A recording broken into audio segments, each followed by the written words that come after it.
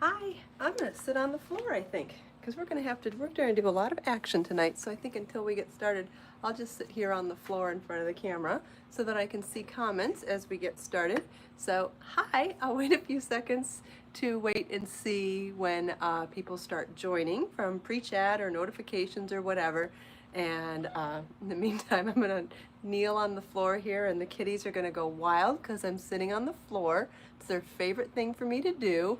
Hi, Christy. Hi, Lisa. Hi, Christine and Joe and Nikki. Thanks for joining live. Hi, Linda and Judy and Terry and Carrie. Thanks for joining live, everybody. Looks like we got a nice big group here tonight. Hi, Lydia and Carol. Hi, baby Bjorn. You're so excited I'm on the floor. I know. Hi, Anne. Hi, Christine. It is so dark here. I don't know if you can tell how dark it is. Hi, Nikki and Shelly and Christy and Debbie. Sometimes the camera kind of adjusts when it's dark out. It's dark enough that I would need headlights if I was going to be driving right now. Hi, Angelina and Grammy. Thank you all for joining live. Welcome back to Create, Share, Inspire podcast. This is episode 457, and we've got quite a busy show for you tonight. I'm going to take the brand new baby blanket that has not been released as a pattern yet and block it. Can't release the pattern until I have the photos done, and can't do the photos until I block it. So what I've done is taken some room temperature water in this bowl and added a teaspoon of Wrapture all natural delicate wash. It is a no rinse formula, all natural, non-toxic, and this has a little bit of essential oil jasmine for scent. Super, super lovely, and you can find both of these on Amazon all over the world. I sell the travel size bottle on my website. I also sell the pods. It also comes in this larger size that you can get on Amazon, and it comes in a gallon size jug as well, which is what I use at home because I hand wash a lot of things. I hand wash all my handmaids. I hand wash all my lingerie. I hand wash all my swimsuits. I hand wash all my delicates, stuff that has beading on it, like this shirt. This is a bunch of sewn beads on it. So this I would never throw in the washing machine. I'd hand wash that. What else do I hand wash? Well, a bunch of things. I named a bunch and probably a bunch more. And so here, this is what we're going to do. We're going to take the blanket and we're just going to set it right in the water. Hopefully this shows up on camera all right. And we're just going to soak it. Now, if this were animal fiber, you might want to soak it for 10 or 15 minutes to soak up all of the fibers. Some fibers soak up quicker than others. Like I said, animal fiber can sometimes take a little longer, and you know quickly whether or not it's soaking up the water. This one's soaking it up rather quickly, so I'm not going to worry about how long I leave it in the water. And so if you wanted to leave it for a few minutes, you can. But once you feel like your fibers have completely saturated the water, you're pretty much done. So I'm going to start trying to take it out. And another thing that you could do is you could do this in the washing machine, believe it or not. What you would do, and that would be for any fiber, you could put it in a laundry bag. I sell laundry bags on my website. And you could fill it in fill the washing machine up so that it's just non-agitating water like this. So it's just a tub of water. And you could soak it in there. And then if you would don't ever let it agitate, don't let it go to a cycle, then with the lids, leave the lid open the whole time. If you leave the lid open the whole time and just fill the water up and let your stuff soak in laundry bags, then don't ever close the lid during this. Then turn it to spin. Then close the lid, and all that will happen, there'll be no agitation at all. All that will happen is the water will slowly leave, and then it'll spin the water out. And doing that in a laundry bag, you can even put wool in there. It will not felt your wool. This is a non-agitation process, and what's so amazing about it is that it pulls so much moisture out of your pieces that you can actually get your stuff to lay flat and dry in a very short period of time because you pull out so much more water from that spin cycle than what I'm about to do by hand here. But this works too. So if you're more comfortable doing it by hand, that's fine. So when we're squeezing the water out of this, I'll bring the bowl back up so I can show you. Notice how I didn't wring it at all. You want to make sure that you never wring handmade stuff. You want to just squeeze it straight on. You could squeeze it straight on, but never twist and never wring it. What could happen is you could manipulate your stitches, you could pull something out of shape, you could, if you did it too hard, you could maybe even break something. You just don't want to take any chances, so it's just better to not wring it. You just have the possibility of distorting something, and why work so hard on something to have something like that happen? So I'm going to lay it flat in a towel. I'm going to have to fold it in half to do this because of the size of the towel for the size of the blanket, and I'm going to roll it up.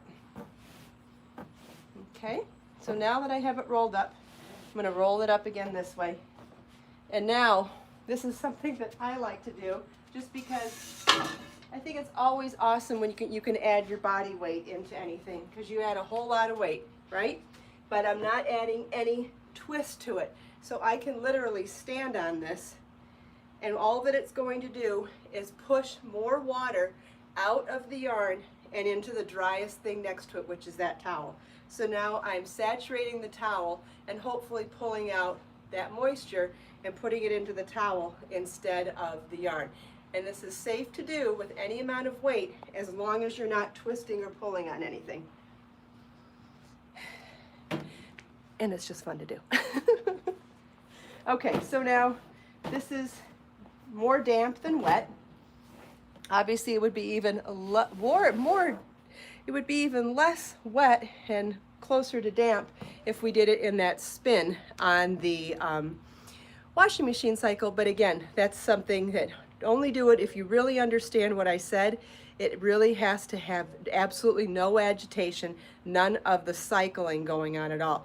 You're filling the water with the lid open, and then you're twisting it to spin only before closing, letting the water leave and just spinning. And if you do that in laundry bags, you can put absolutely anything in there. It's so awesome. Anyway, so let's get our basic shape going here. So we've got a rectangle, or no, sorry, we've got a square. Okay, and you can see we've got a pretty nice size square going on here. And if you wanted, you could pin this out to stretch it out even further. And what I thought I'd do, since some people the other day had questions about blocking wires, is I'm just going to pin it out with blocking wires. Number one, because we have straight edges here, that it's a great candidate for blocking wires. I don't think it's necessary on this project because I do like the way this is blocked pretty flat. But I'm going to show you just because I can, and it won't damage this, and it'll be a good example for when you do want to use blocking wires if you're not familiar with how to use them yet. But notice how I'm trying to just ease around and get everything straight. So every time you pull on one side, you want to do the opposite. You work on this side, you work on that side.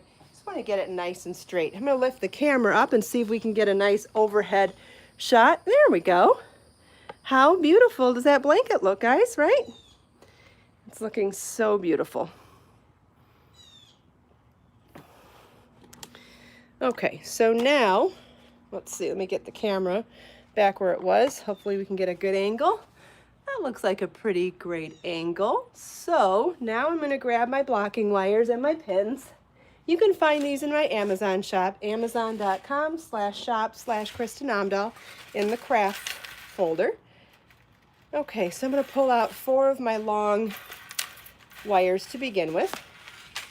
And then I've got rust-proof T-pins on a handmade pin cushion that my sister made for me many years ago. I sure would like to one of these days make some myself, but until this is toast, I'm just going to keep using it. Okay, so we have a blocking wire here, and in order to keep these edges straight, what I'm going to do is weave the blocking wire. I don't want to set the pin cushion on top of the yarn because it might snag, and my blocking mats are bigger than my table, so if I set it here on the corners, it might make the whole thing fall down. So, you know, it was just kind of tricky trying to figure out a surface, and a camera angle to get all this going tonight. Let's see if I can get the camera a little closer for this so I can show you what I'm doing. There, that's good. So I'm working my way in and out along the edge of my work, and I'm not pulling like the first stitch. I'd never want to pull one strand of yarn when I'm doing stuff like this. I feel like that's a surefire way to distort your work. So I'm working in maybe the second stitch from the edge so that there's, you know, a bit of yarn between where I'm going to be pulling this and the edge of the work.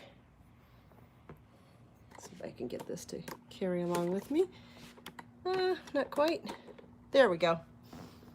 Okay, and notice how my corners are, I have corners, but they're a little on the rounded side. I'm going to leave them alone during this process, so I'm going to eyeball where this straight edge begins and ends, and just pull my blocking wire through that portion. My blocking wires are only 36 inches long anyway, so we'll just have to decide after we've done all four sides whether or not it's important to do any sort of blocking in the corners.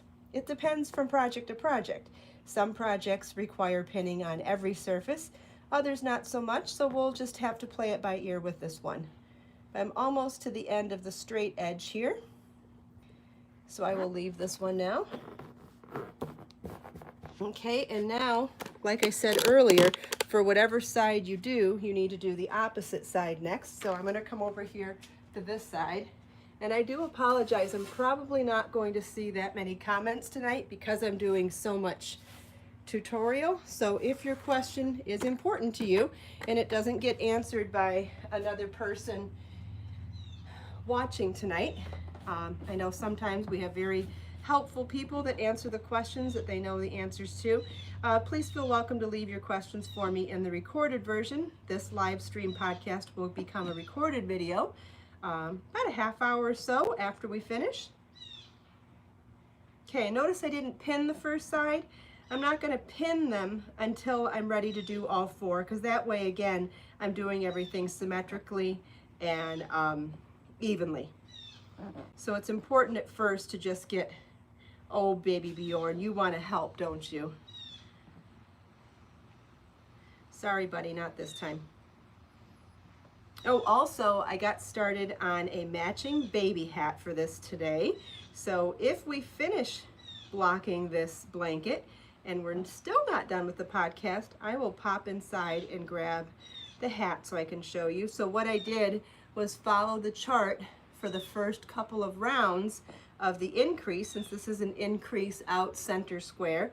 And then once I reached the size of the crown of the hat, then I went back to the original working in rows chart, or working in rounds chart, and working on the walls of the hat. Once I get my hat the length that I want it to be, the walls to be the length I want them to be, I will end up putting a ribbing around the brim of the hat. So it will pretty closely resemble the blanket. I will probably do one of the more dense ribbings that we talked about. Remember the other day when we talked about, and I suggested even some homework of doing this ribbing, which is half double crochet through the back loop only every row. And I suggested experimenting with doing that, doing single crochet through the back loop only for a few rows, and then alternating the two and seeing what they look like when you alternate them. It gives another look that's not quite as dense as single crochet through the back loop ribbing and not quite as loose as half double crochet through the back loop only. And then we also talked about the fact that if you go into larger stitches in this technique, you will still get the texture of working through the back loop only, but you will lose some of the loft of the ribbing effect. So all great experiments to try at home, because there's, you know, a dozen or more projects that could be used for any number of those combinations of stitches.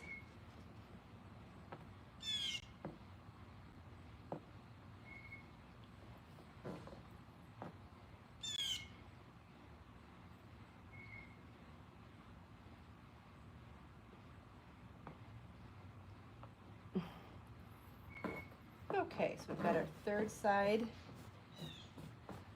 pinned now. So now we'll pin the fourth side. Maybe I'll be able to see comments from here, maybe not. Let's see. Maybe everyone's just talking to each other too, because there really is a lot to just take in watching how somebody does stuff like this. It's pretty self-explanatory what I'm doing since I showed you the close-up on the first side. So then it is just getting a look and feel for it. And just seeing even the rhythm of how I do it.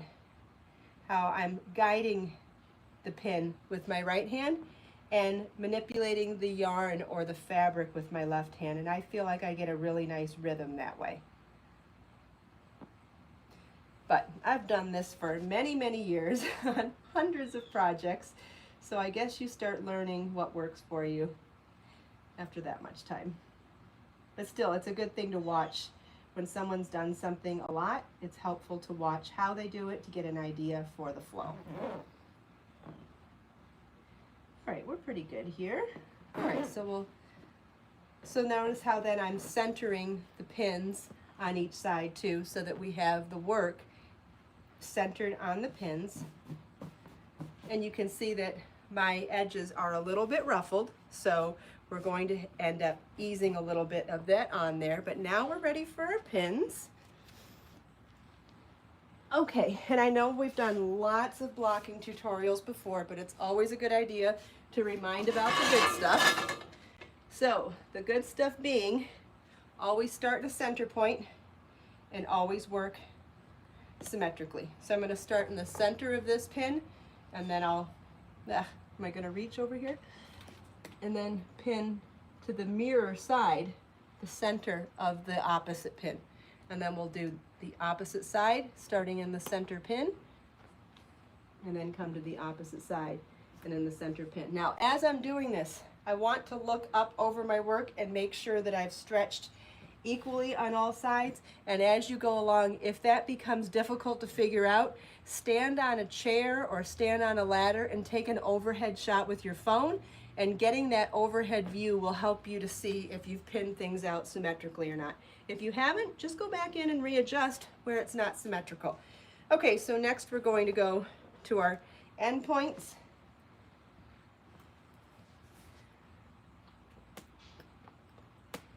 Grabbing the pin and the yarn. So you're going to grab the yarn just inside the pin so that you're pulling the pin up. I can barely reach that side, so I know I'm going to have to adjust that side once I get done here. And we'll do this side, both of the ends, because we did the midpoint first, so we'll do the ends second. And then from there, we will work only in midpoints until we finish. But I'm going to do that starting on the other side because I want to adjust this side first. I have a feeling I couldn't reach as far as I wanted to go. Yep. All right. Just a couple inches shy of stretching across the table. Okay, so now we have 3 pins evenly spaced across. As many pins as you end up putting in a project, I'm not going to need that many here, but you're always going to want to work in midpoint. So here are our 2 furthest apart pins. We're going to pin between them. Our 2 furthest apart pins, I'm going to pin in between them. And I'm going to do that all around my perimeter. Okay, the next thing is how to get your project to dry fast, right? Well, the more air you can have circulating around it, the better. So if you have ceiling fans, putting this under a ceiling fan would be excellent. If you have oscillating floor fans, that would be excellent. If you have an outdoor area or maybe a screened in outdoor area that has good airflow, that might work. But if it's completely outdoors, you run the risk of getting it dusty and dirty, or getting leaves or bugs or critters. Okay, I don't really love the way these corners turned out, so I'm just going to pin out my corners manually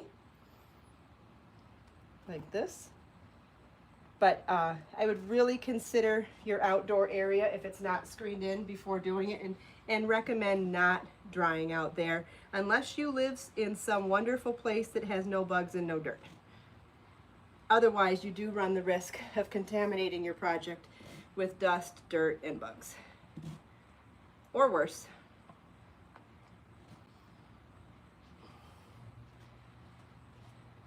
Looks like each of these corners is looking real nice with just 3 evenly spaced pins.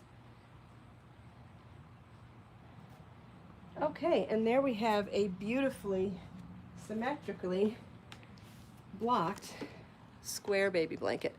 Beautiful, right? It's going to be fantastic. I cannot wait for it to dry and be able to take it out. So, boy, I worked up a sweat doing that. Didn't seem like very physical work, but it's extremely humid here right now, and we're about to get storms, which means it's as humid as it could possibly get. Whew. And what did I bring out to drink? Hot tea. Anyway, you know, I have heard that hot beverages do cool you down as well, so I'm going to go for it. It didn't feel like hard work, but my body sure is. Look at how sweaty my arms are. I look like it was hard work. It really wasn't. Yes, you can steam, you can mist block as well. I find that water blocking is the most effective way. And the reason being always goes back to what I talk about when we talk about blocking, with the fact that you're going to have to wash your projects eventually, right? If you're using them, you eventually have to wash them to keep them clean, so you better know how they handle being saturated with water. And the best way to do that is to do your original blocking in water.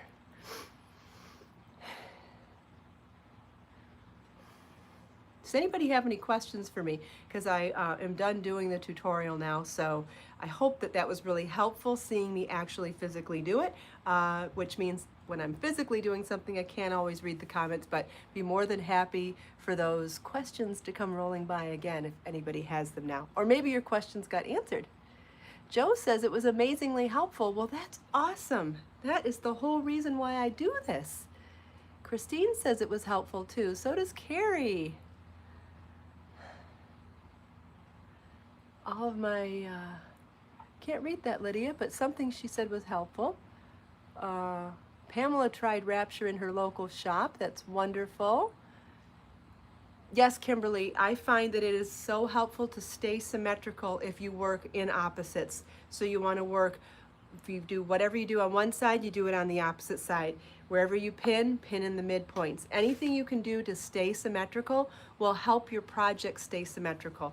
And again, if once you've done it the first time, chances are it wasn't symmetrical because you're new to it, and that's okay. But get on a step ladder and try to take an overhead shot with your phone, and you'll quickly see if it's symmetrical or not. And if it is, leave it. If it's not, just adjust where it looks like it's skewed a little bit. You're welcome. My hair is pure wet in the back. My arms are slick as can be. This is hilarious. Looks like I've been jogging. So if we do the podcast here tomorrow morning instead of the beach, and it'll be depending on the weather, I will we'll be able to take the pins out of this, and I'll be able to show you how you remove the wires and the pins. Yeah, it's hot here, Christine. That's okay. I'll take heat over cold any day. I don't complain about the heat. It's unfortunate for you guys having to see me so sweaty all the time, but I'm not complaining about the heat other than worrying if it bothers you guys seeing me look like a hot mess. That's all. I actually like being warm. Oh yeah, I was going to show you the beginning of the baby blanket, or baby hat. Hold on.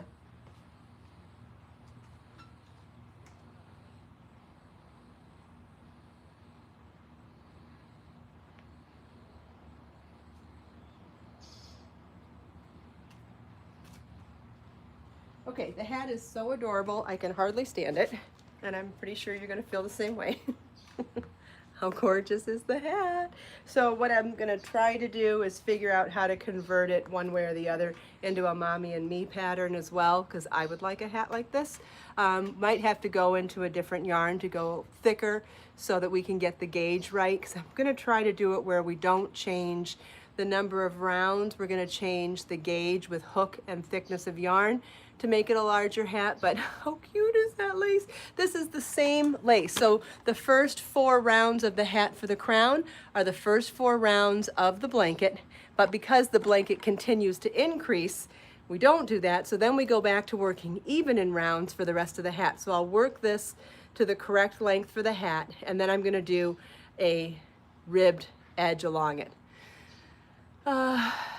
Debbie, do things need to be blocked every time they're washed? That is, that depends on the project and depends on how it handles the washing.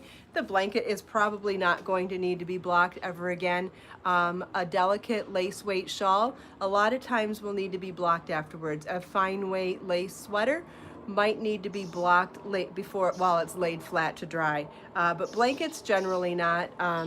But again, if you just need to shape it a little bit while it's laying flat to dry, essentially that is what blocking is. It's shaping something, putting it into its correct shape. That's really all blocking is. I know it sounds mysterious for some reason, but it really is one of the simplest things you can do. There's some tips and tricks to it, obviously, but even all our lives when we've had things that don't go in the dryer, anytime you lay something out flat to dry, you always reshape it, right? You reshape a sleeve on a store-bought sweater, you reshape a body. So, I mean, it's probably something you've been doing and didn't realize you were doing your whole life. Yeah, these are all great questions. I feel like we should do an episode on blocking once a week because there's always so many wonderful questions and so many different applications of talking about it. Today we did it for a baby blanket. Another day we can do it for a shawl. Hi, Donna. Christine used stiffener for the first time. Good for you. When is the pattern available? I need to have photos taken, and I need to have a tech editor look over my work. And I'm working on adding some value add stuff to the pattern to give you even more information in it. So it may be a week, maybe a week from now, but it will be soon. I can assure you it will be soon. It is one of the closest items at the top of my to-do list. How's that?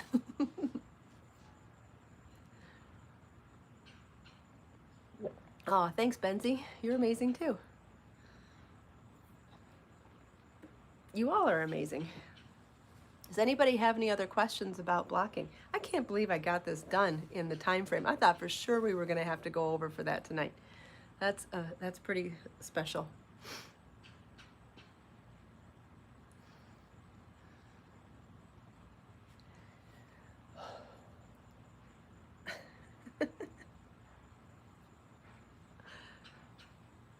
Knit costumes only if that's kind of... Someone about knit costumes. I didn't quite catch the question. Someone's asking about knit costumes. I don't know.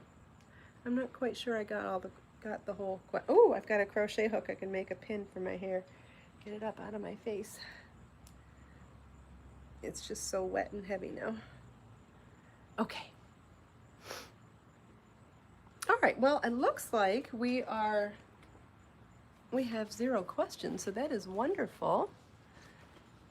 Well, if you decide you have questions later on, don't forget you can leave them in the recorded version. Oh yeah, so those of you who are wanting to know what yarn this is Be So Baby yarn in colorway mint, and Be So Baby yarn is my DK weight 100% milk fiber yarn. That is a number 3 DK weight yarn. You can find that on my website. It is available in 15 beautiful colors. If anybody would like to pick a number between 1 and 5, we will randomly pick a quote from one of the first of the 5 issues of Create, Share, Inspire notebooks. We'll wait for a number between 1 and 5. All right, I see a 3. Okay. So we'll look at this one, and we'll start at the back tonight. It's so dark here.